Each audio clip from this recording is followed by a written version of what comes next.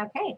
Hey guys, welcome to Health Freedom Iowa's Facebook page. It's our Facebook Live where we're doing our very first one. Got our nifty green screen with our Health Freedom Iowa logo, and we've got a very special guest tonight. We're going to get right into it because this is such an important topic. It's such an important health freedom issue for you to know about, for you to be aware of, and we're going to help you learn how to talk to your sheriff through Mary's Sheriff Plan of Action for Citizens. We're going to talk about that and teach you how to be empowered, how to empower your county sheriff, how to let them know that you are on their side and support them as they are your constitutional rights protectors in your county. So I want to introduce Mary really quickly. In 1994 to 2016, Mary was the director of vaccine research for Michigan, opposing mandatory vaccines. It's now called Michigan for Vaccine Choice, and has testified before the Michigan Government Health Policy Committee on parental rights and the dangers of vaccines. In 2003, she launched childhoodshots.com. It's an excellent resource. I caught on to Mary in 2005 and have been with her ever since. She's the OG crunchy mommy, for those of you who know what that is. And she has also produced the DVD, Are Vaccines Safe? Vaccine Risks, Responsibilities, and Rights. She's a mother of 5 unvaccinated children and a grandmother of 9 unvaccinated. Mary began independently investigating vaccines in 1979, over 40 years ago, and is considered an expert on the known dangers of vaccines. She has been an international conference speaker, discussed vaccine safety on Fox News and other TV talk shows, and a frequent radio guest since '95. She had a show called Healing Our World Radio. She was a producer and host of that on the Republic Broadcasting Network.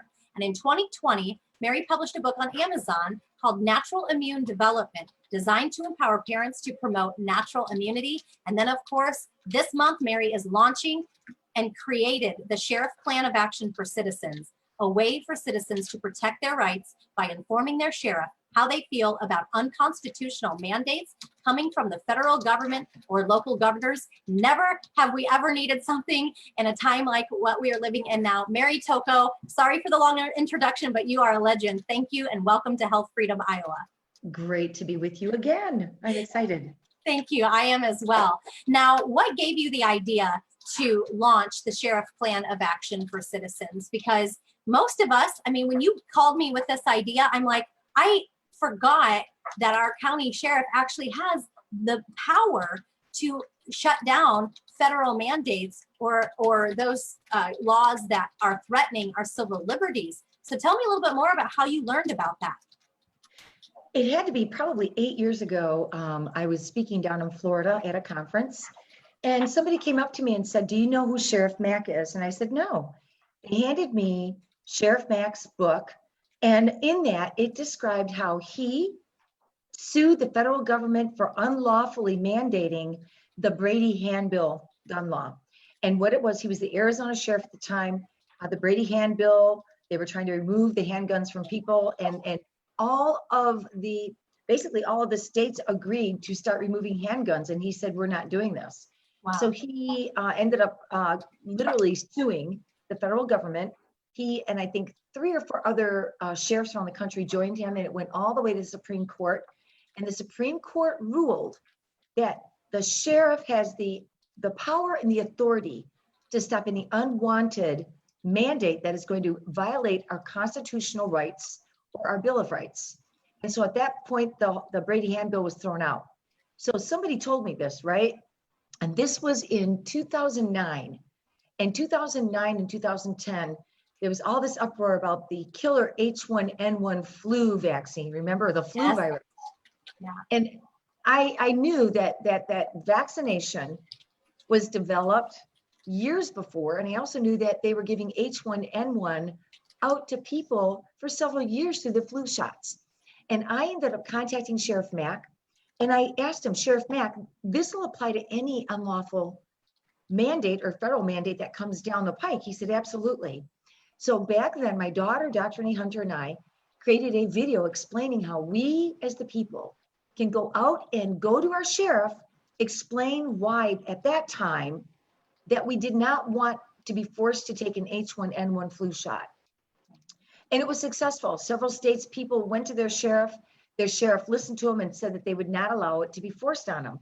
Well, then everything with H1N1 went away. It was a total failure on the federal government's, as far as I'm concerned, their goal was to get everybody vaccinated, and it was a total flop.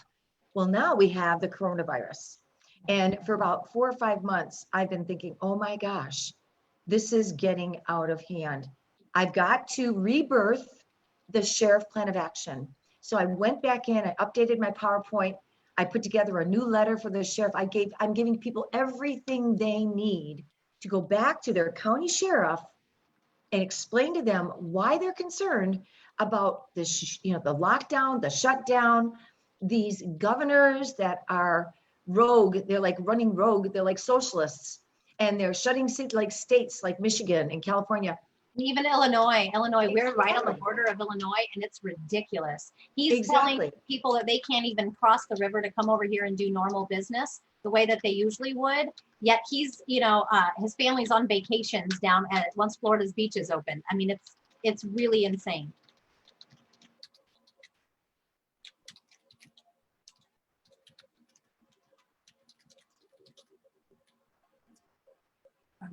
Could you hear me, Mary?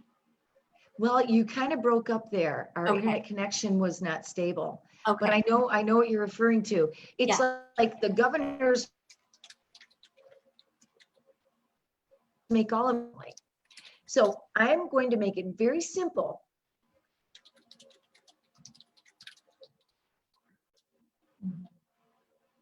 Power grab by your local government. You will be protecting your families and your future generations from a real threat that is coming down the pike. And I'm sure, Joni, you know about House Bill 6666. Mm-hmm. And so this is just an example of what could happen if we don't take control of our counties. And so we can talk in detail, how do we go about doing that? Yeah, let's go ahead and start with that plan of action right now. I mean, talking to our local county sheriff and even our legislators, we deal with helping coach people and help them, give them the resources they need to feel comfortable approaching their legislators. Even emailing can be really intimidating for people who've never done it before. So first, we want to get familiar with the idea on, yes, you're going to do that and how you're going to do that in a respectful and supportive manner. So what are some of the first steps that you can suggest just to get people to want to take action and break past that barrier of, hesitancy? Right. Well, first of all, there are 2 different types of sheriffs. And depending upon your state, it will determine what type of sheriff you have. So the states got wise to this. You see, the government, the Constitution, basically made the sheriff the supreme ruler of the land, meaning that his job is to protect his people against a government that would be doing what they're doing. Okay. And so, and it's basically, it's your county sheriff. But a lot of states are onto this. So for years, they've been removing the county sheriff, and they have been appointing sheriffs into position, which is a problem, because then they're appointed by governors or mayors, whoever does it, that they're going to be appointed by people who are going to definitely let them know what they expect out of them. Whereas when you elect your governor, he has to run for office. He has to tell you what he stands for. He's there to be representative of the people. So the first thing you need to do is find out if in your state, in your county, if you have an elected official or if you have an appointed official. So I can tell you here in Iowa, we do have elected sheriff. Good. Yeah, Good. we do have an elected chair. I as soon as I talked with you the other day, I emailed the representative and I said, hey, got a quick question. I want to make sure. I looked it up online and just wanted to make sure I double checked. So we do elect our sheriffs in the state. That's awesome. Because now your sheriff is there to, number one, uphold the peace, but to enforce any lawful laws. And he's there mainly, he took an oath to protect you and to protect your constitutional rights, which includes your First and Second Amendment rights. So the first thing you have to do is maybe make a list of your concerns, which I supply, and I can go over my list, but you have to know what you're going to talk about with your sheriff. And I think it's great to open up the conversation of, Sheriff, I'd like to know how you feel about this lockdown. How do you feel about us not being able to mow our yard or rake leaves in our backyard, or go to work and make a living. Sheriff, how do you feel? Do you feel that this is right? You need to kind of know where they're coming from before you discuss it with them, because then obviously you know what you're dealing with. Some sheriffs are possibly going to be more passive. Some sheriffs are going to want to please their mayor, the governor, and they're going to possibly say, well, this coronavirus thing is really serious and we need to just do what we're told to do and get through this crisis and blah, blah, blah, whatever. But you do still have an opportunity to educate your sheriff on how you feel about these various different things. So first thing is you need to know how your county sheriff feels about the legality of the lockdown in your state. And then also, as you're discussing it with them, let them know what your concerns are. Have some facts. One of the facts that I would talk about is the fact that the death rate of this was overestimated, exaggerated greatly, and we have less people who are dying from the coronavirus than the flu virus every year. This is not catastrophic, and yet it's costing our country so much freedom, and the financial loss and the devastation could take us years to recover. And so let them know that, you know the numbers are not right. And even go with some statistics about, how many people have died. And it's one thing to have a virus and get sick from it. It's another thing to recover. And so, we all get sick with stuff. It's not uncommon that people get the flu once every 3 or 4, 5 years, whatever, but we recover. And when you recover, life goes back to normal. So I think it's important that you let them know that you are aware that the numbers have been grossly over exaggerated and that the numbers are not accurate. Well, and that our governing agencies aren't even agreeing. The science doesn't even agree. There's so many contradictions. And with there being so many contradictions and a 99% survival rate, 98, 99% survival rate of this, or of those who are going to be asymptomatic and not have any issue at all, it's kind of ridiculous to be so heavy-handed and force American people to wear masks in public when Fauci said it's ridiculous to even that people should be going around wearing masks. I mean, one minute he's saying that, the next minute somebody else is saying something else. And so the science is not settled. It's never been settled. There's a clear agenda here. And to try to get their feelings, I can see where that would be a really great first start. It is, because you obviously don't want to go in there demanding or sounding like you're some crazy radical person. Go in with information and facts, but let them talk. Ask them, so how do you feel about churches not being able to assemble? I mean, for the first time in the history of our country, churches are not being allowed to assemble. And to me, that's a violation of our religious rights. And your sheriff obviously is going to recognize it. Now, I know that we can all be rational, and we can all say that maybe the first couple weeks, maybe even up through Easter, there was so many unknowns with this. Was it biowarfare? Was it deadly? We didn't know. But after 4 or 5 weeks of this, and the stats start coming out, those churches, man, they should have been opening up. I think I hold the churches accountable for that. But the bottom line is, I can't believe our churches have been closed down for what, over 8 weeks, 9 weeks? Yeah. I just can't even believe the American people are sitting back and letting this happen. Well, I knew too that there was a pastor, I think in Florida, if I'm not mistaken, who did not close his church down and was arrested. So we have that happening too. And then with the protests, that First Amendment right to protest, saying, hey, this is a peaceful gathering and we don't agree with what's happening, the arrests and the use of force and some of that. But I've also seen, deputies and sheriffs and police also back the Constitution and back the people. We have some instances in Arizona, instances in California, where they're like, have a good day. That happened with the gym owners. The sheriff showed up and made the announcement that he was not going to do anything further. And that was a victory. And that's what's happening. See, Sheriff Max actually has a whole organization that he is asking peacekeepers to join.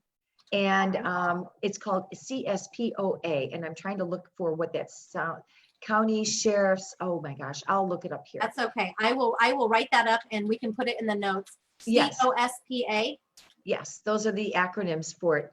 And it's an amazing organization. I actually joined it myself. You don't have to be a police officer or a badge carrying individual to join them. You need to join them and go to their conferences so that you can become informed of what the sheriffs are doing around the country.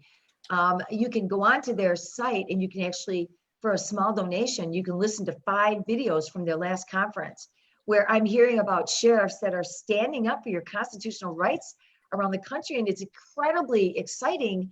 And it's also encouraging to me that they need to know how their people feel about these issues. They're not going to go out of their way to rub their governor the wrong way unless they know the people are behind them. And the more people that we have going to the sheriff saying, Sheriff, I don't like my governor telling me I can't go out of my house. I can't go to the park. I don't like the governor telling me I can't rake my leaves or go to Lowe's and buy, that I can't paint the outside of my house. I can't buy home remodeling products right now. I don't like the fact that I can't go to church on Sunday and get together with you know what I'm saying? It's really a terrible usurp of our power. And so we do have some sheriffs that are standing up, and I get so excited when I hear about that. But these are the sheriffs that are most likely members of the CSPOA, and they're the sheriffs that know and understand what's going on out there. So do you recommend like sharing that organization when you do go to talk to your sheriff, saying, hey, here's some more support for you on how to go about doing this and representing my constitutional rights? Yes, absolutely. In fact, this is what I have for people.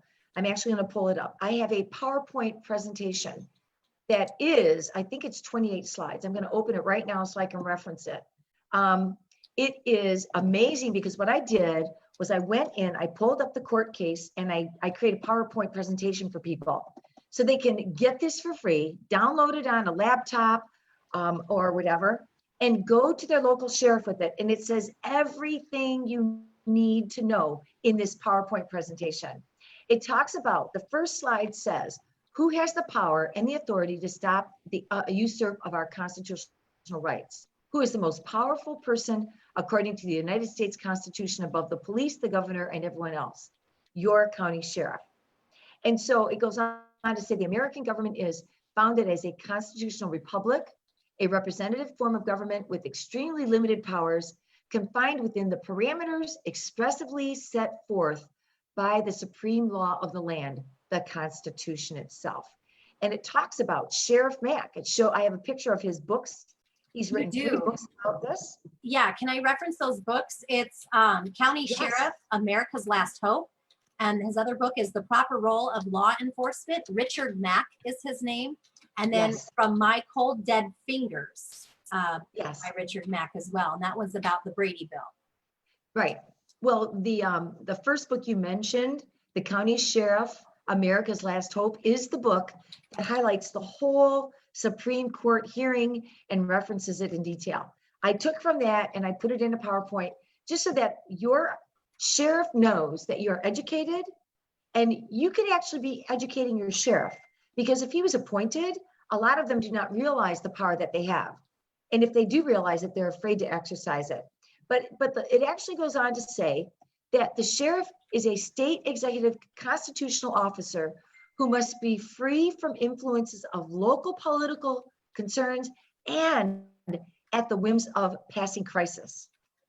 This is a passing crisis. Yes. This COVID-19, if you're like me, you believe that this has been a red flag exercise just to see how far those that are in power, the deep state, whatever, could push their people, to see how we're going to respond, how far they can push this, how much they can suppress us. To me, that is my personal belief after all these weeks and weeks of researching. I believe that it's no different than a flu virus, okay? And I believe that, our sheriffs have to know that we feel the same way. And so, although heads of the county's law enforcement, the sheriff is basically, he doesn't have to answer to anybody, nobody. And a lot of people don't realize this. They don't realize how much power that gives your sheriff.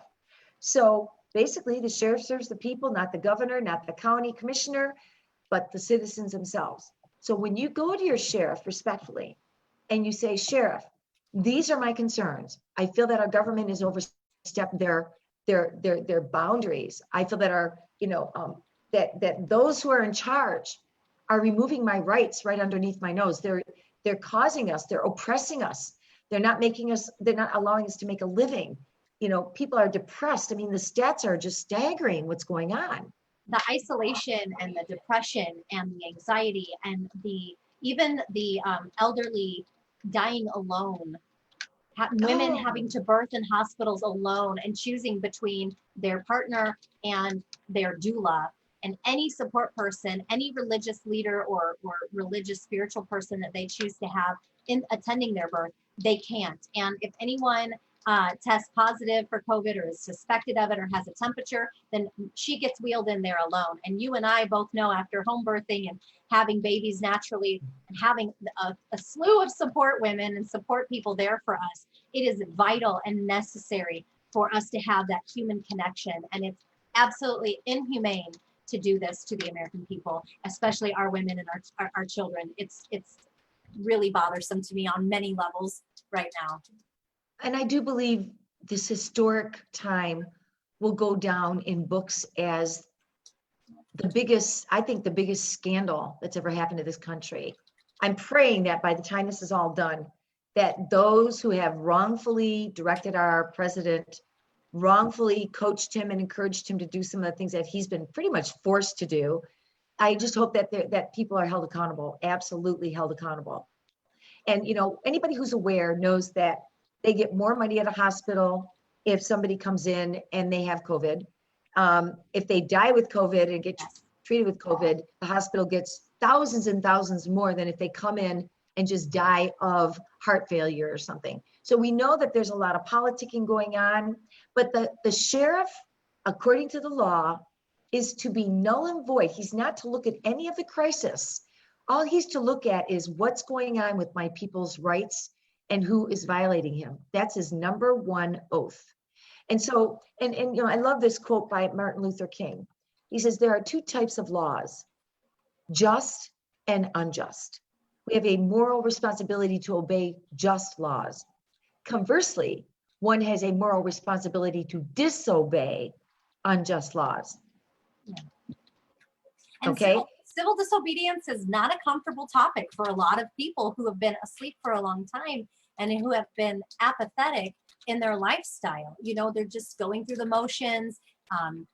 This is not a time to go through any motions and to be asleep, to choose to stay apathetic, to choose not to take any action at all. If we choose to stay silent, then later on, that's when our civil liberties are being violated. They're being violated right now. We have got to stand up, educate our legislators, educate our sheriff, educate one another, and raise the bar for what it is we want for our rights and protect the rights that have been set in place for us. I'll tell you really what, we're running out of time. We're running out of time. You can't, moms and dads, business owners, you can't sit back and assume someone else is going to handle this. You must handle this. It doesn't take but a minute to call a sheriff and have a discussion on the phone. It takes a little longer to sit with a group of people in your neighborhood and say, guys, I have something I want to share with you. We have a wonderful sheriff. He was elected by majority, whatever. And I want to share this PowerPoint with you because we can stop what's going on, but we have to get to our sheriff. We have to let them know how we feel. Use the PowerPoint, go through it, just read it. It explains everything. It goes into the law. It shows you the Supreme Court case. It talks about it all very simply. And then at the end, I have several things that I'll send people. I have a petition if you want to get signatures. Maybe the lady next door is 85 and doesn't feel comfortable going to the sheriff. Have her sign the petition that says, Sheriff, I am not agreeing with what's going on here. I made the petition so you can check boxes that apply to your concerns. And then you just go and get signatures. And you can go and walk in there with 200 signatures and hand it to your sheriff. That's going to be impressive, folks. Get 2,000. That's going to be impressive because now he knows that the people are thinking about this and he's not going to be just running out there doing this without the support of his people. Okay. So And we, it's an election year, like you mentioned. They want to get reelected. They want to know where we stand. This is going to be a matter of where we stand. exactly. And you know, there are people out there right now who are in office. One of them is Lori Elaine Langfoot from Chicago. And she is, I just saw a video of her saying, we want to replace deputies with those that will, quote, pledge allegiance to the new order, end quote. So we have a lot of liberal people. I don't care if you're Democrat, Republican, they're socialistic in their thinking, and their goal is to remove all the sheriffs, get them out of the way, and also to deputize people that are going to swear an oath to the new world order. And that is the biggest threat we have right now coming down this. You know, our children are going to inherit this mess. We cannot sit back. And I'm like sounding this alarm, like, folks, it might be scary calling your sheriff, but my gosh, just have a conversation with them. And I'm going to send you everything you need to make it so easy on you. There are no excuses. You don't even have to write to him. You can get on the phone. You can go visit him. And one of the things I tell people is when you go have a face-to-face and take your laptop and pull up this PowerPoint, number one, he's going to be impressed that you did your research or that you're prepared. Number two, make sure you videotape it. Do a live Facebook or live whatever. Do a live video or at least tape it so that that sheriff knows that you are paying very close attention to everything he's saying. And he's also going to watch what he says to you. Right, right. So what is your advice if the resistance is encountered? You know, let's say if the sheriff is not really keeping an open mind, how is it that we can leave materials in his hands? We can, obviously leave the petition and leave the plan of action letter that you have written. We're going to include that in the comments below too. And then we'll also in the comments below include your email, mary@marytocco.com. Absolutely. Is her email. Exactly. Yeah. Yeah. I think, Joni, what I would do is if I have a sheriff that is beating around the bush, not being straightforward, not giving me clean answers, and all caught up in the fear, I would look him straight in the face and I would say, Sheriff, do you know this is an election year? And I'm going to do everything in my power to make sure that I have a county sheriff that represents my rights. By the way, young people, we need sheriffs. We need sheriffs. I have 3 sons and I've been talking to all 3 of them about go get a little bit of law under your belt. You don't have to be an attorney. You don't have to be a lawyer. You don't even have to go to law school. You have to understand civil law. Okay. You can take night classes and do that. Okay. But to become a sheriff, all you have to do is run for office. Find out who's out there, what the platforms that they're running on. And this is a perfect year for new sheriffs to come forward and say, look, folks, I'm going to be the sheriff that defends your rights. I'm not going to let this happen in my county. I'm not going to stop you from assembling in churches. I'm not going to stop you from being by your mother when she's on her deathbed because of a virus that was no different than the flu shot. I'm going to uphold the rights of my people and defend your First and Second Amendment. That's the kind of sheriff we need. And if your sheriff is soft and isn't willing to do it, let him know, Sheriff, we know there's an election coming. We're going to find somebody who's going to defend our Constitution, because that is your oath. You took that oath of office when you became sheriff. It's not like a policeman. Now, policemen take an oath as well, but they're under different jurisdiction.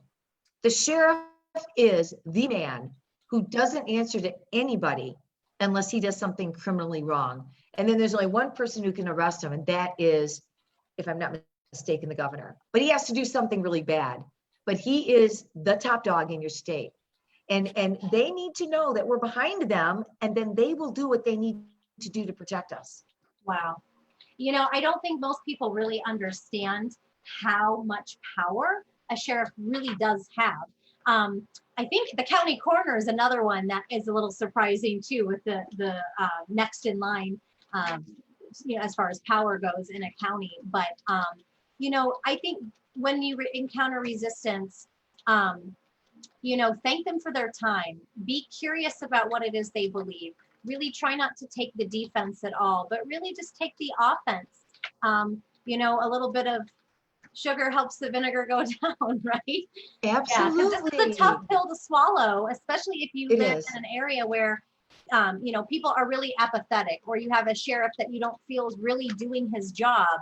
You can Right. always challenge him, but there's a really diplomatic, fully present, lovely way to be able to do that. And we just ask that you really consider how you want to speak your words, and yet being assertive, firm, and drawing those healthy boundaries. And Exactly. don't be afraid to say, I will not comply. My Exactly. family will not comply. This violates Yes. our beliefs, and you can lay it out for them if you want to, although you're not required to. All you have to No. say is, this violates my rights. I'm concerned about it. Please be this protector. And some of the things that we need to be concerned about, as I mentioned, the churches, um, uh, I think just governors who've overstepped their authority and are threatening to imprison people and give them citations. I mean, I couldn't believe the one governor who said you can go on the beach, but you can only touch wet sand. Excuse me, show me the law. Show me the law. And why isn't everybody just like not going and sitting in the sand? To me, it's like, show me the science behind that.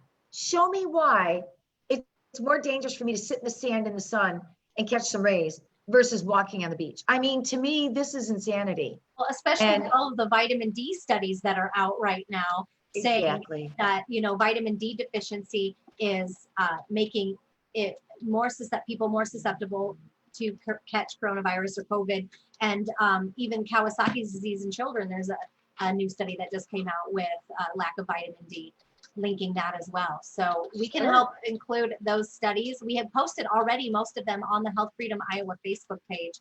And if there's anything you've got too, Mary, feel free to come back later and post it in the comments. I will definitely give you everything. And literally, people, I want to make this so easy on you. I don't want you to go to bed tonight without looking up your sheriff. Just Google who is my local sheriff, and then do a little research, find out if they're appointed or if they've been voted into office. But make it part of your agenda to prepare for that phone call, because I'm counting on people doing this. If we don't, you guys, we're going to just lose our rights. It is going to get so darn ugly. Your children will not know what freedom is. Your children could very well possibly be walking around with a permanent wristband on their wrist.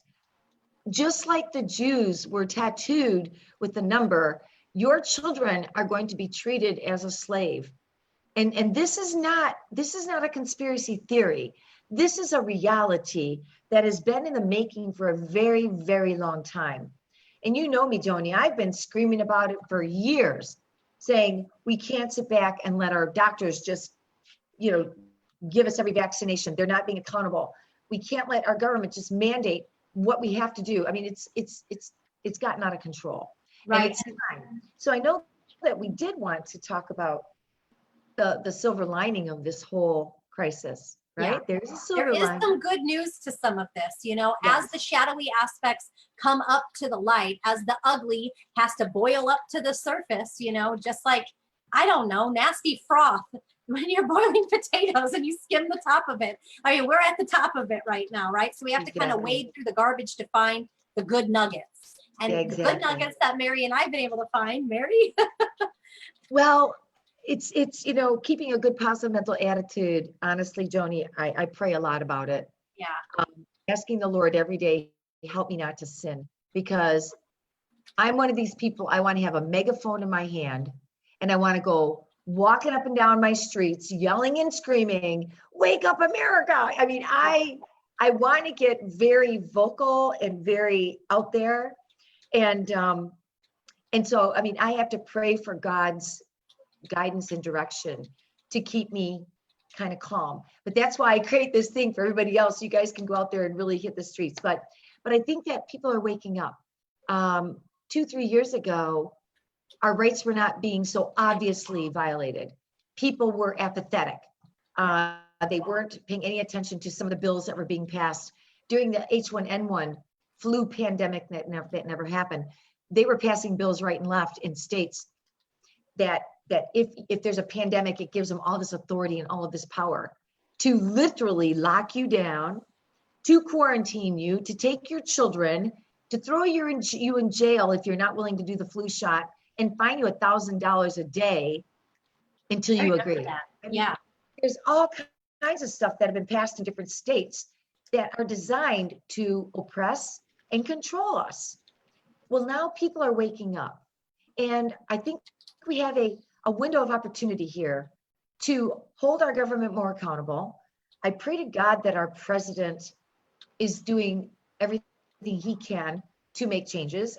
There's probably stuff going on behind the scenes that we can't see. Always. I have faith there that he's doing things behind the scenes that we can't see, that he has an election coming up, that they're trying to fraudulently turn it into a paper election, which gives them a huge advantage and allows them to, cause all kinds of trouble for them. But I do believe that people are waking up, and I'm amazed. I'm getting some amazing videos that cross my desk. And when I share them with other people, they go, "Oh, I already saw that one," or "I saw that one," or "I saw that." I think it's exciting that people that I'm meeting have seen videos that I have seen. And it just tells me that this is just going like, it's like a wildfire. And one of the reasons is because we have Del Bigtree. We have Del Oh, we Bigtree. love Dell. I mean, I know. High Wire today was really phenomenal. Just See, I'm going to watch so it. good. I'm going to watch it as soon as I get off of this, but because I watch it in the evening. But Del is doing amazing things. People, you need to support. You need to support his organization, ICanDecide.org. He is getting more done. He and Robert Kennedy Jr. are getting more done in the last 3 years than I was able to do in 40 years. And that's no joke.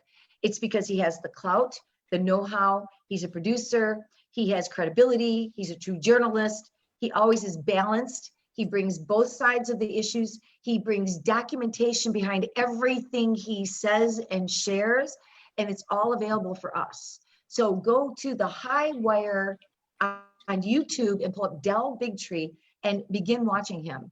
And Yeah. the program is live every Thursday, but I'm usually busy during the day. I watch it on YouTube on Thursday nights. Yeah. But- So you can donate ICanDecide.org. Also, Robert F. Kennedy Jr.'s site, children'shealthdefense.org. Yes. He's really publicly going after Bill Gates. And Yes. that someone of his clout is probably the only one that could put a dent in the pocketbooks, the deep pocketbooks that Bill Gates has his hands in.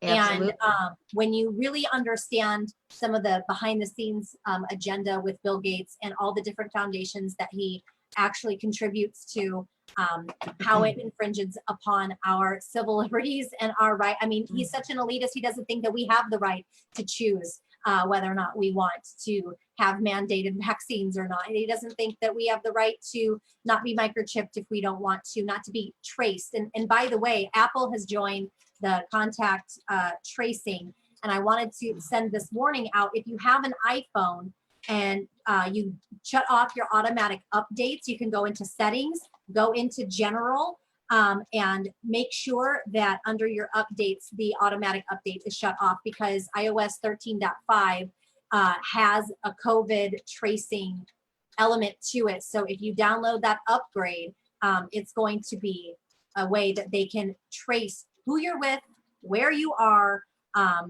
whether I think, whether your phone's on or not. It's kind of like the understanding with the cameras and the microphones already on your phone, whether you have them shut off or turned on or not, they're going to do that. So here's what it says. iOS 13.5 speeds up access to the passcode field on devices with Face ID when you are wearing a face mask, and introduces the exposure notification API to support COVID-19 contact tracing apps from public health authorities. This update also introduces an option to control automatic prominence of video tiles on group FaceTime calls, and includes bug fixes and other improvements. So it's a time where, don't make me get a jitterbug, because I will so fast go off of a iPhone. There's ways. Oh, I absolutely. Well, I don't have iPhone, but I'm sure it'll hit the Androids soon enough. I mean, Yeah. they're going to find a way. They're going to find a way. So we can also talk about HR 6666. Yeah. COVID-19 testing, reaching, and contacting everyone is called the TRACE Act. Yeah. And this is one of those things where you need to call your local representatives and let them know to vote no on it. They have to hear from us. This is one time you need to pick up the phone after you call your sheriff and make it, get that going. Pick up the phone and just let them know this.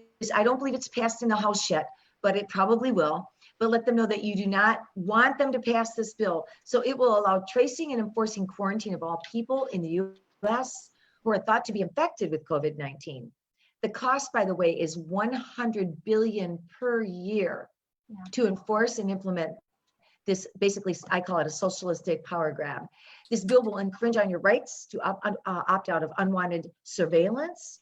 It'll mandate medical testing and treatments, including the vaccines. And this is what's creepy. They're going to deploy federal workers to come to your home, knock on your door, and ask you where you're at and check up on you to see if you've had your vaccines. So they're encroaching on our privacy, and this will violate your health freedoms, or my gosh, it'll destroy them. So we need to call our elected officials and tell them to vote no on this and say, I will not comply. Right. I will not comply.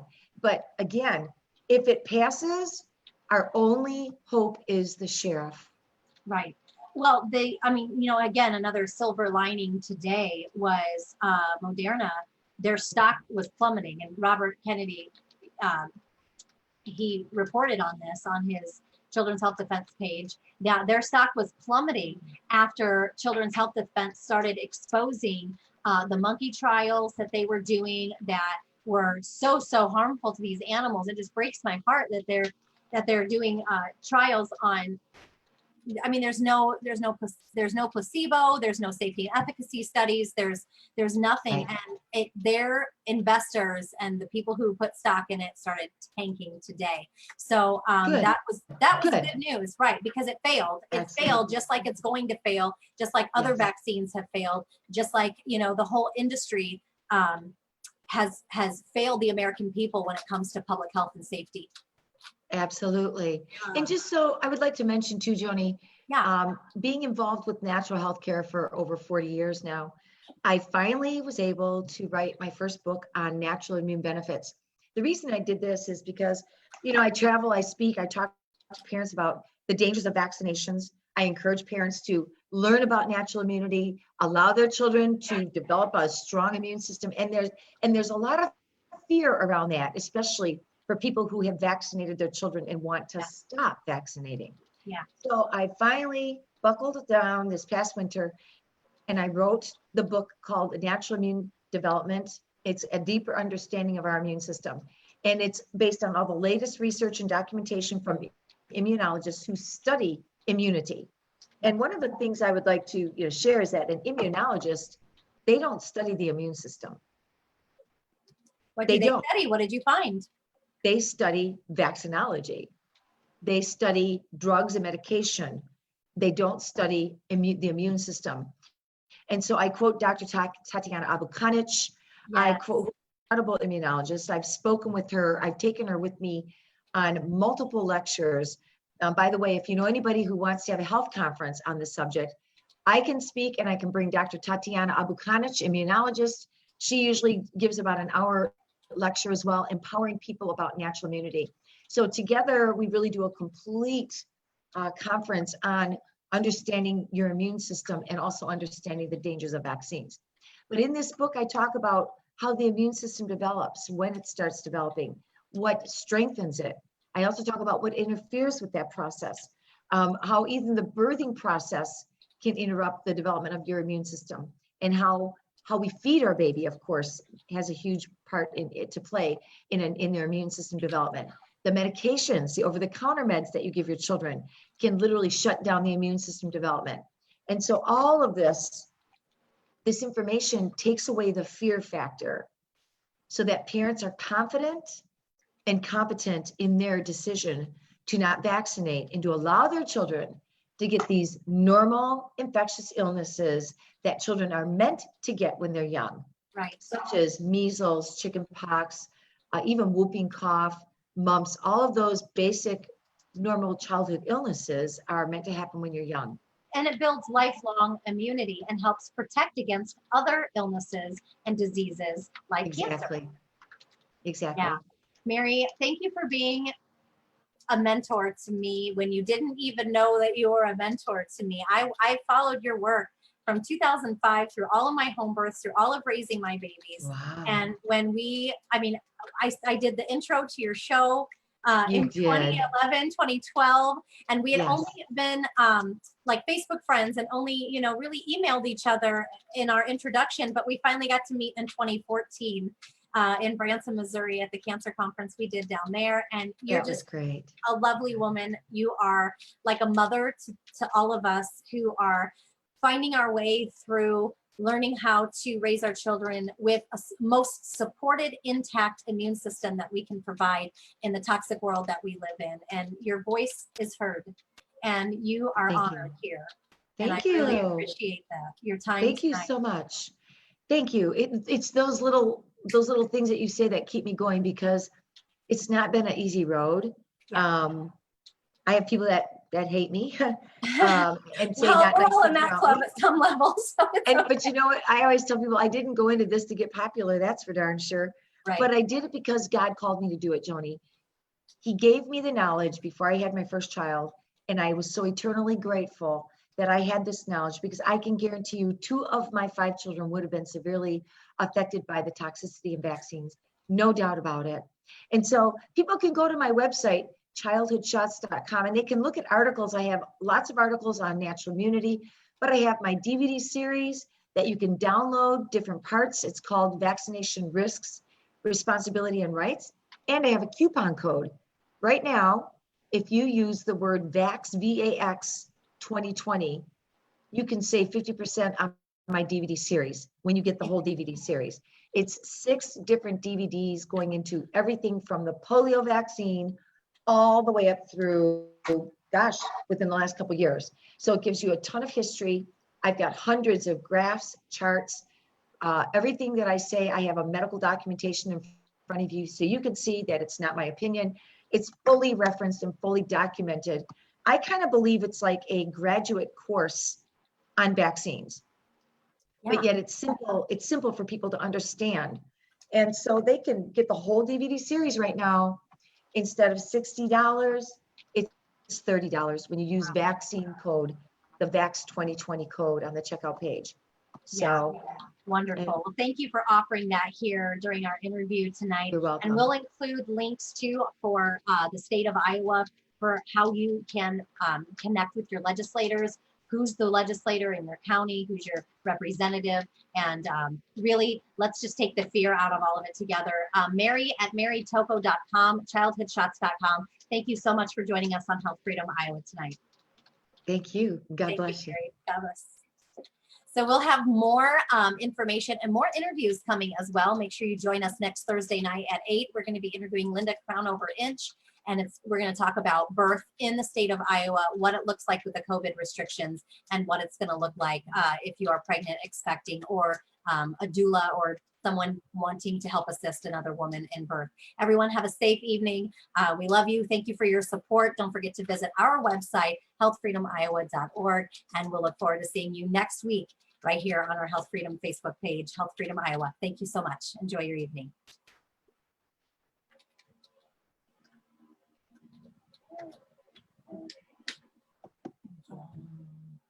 Okay. Can you hear me?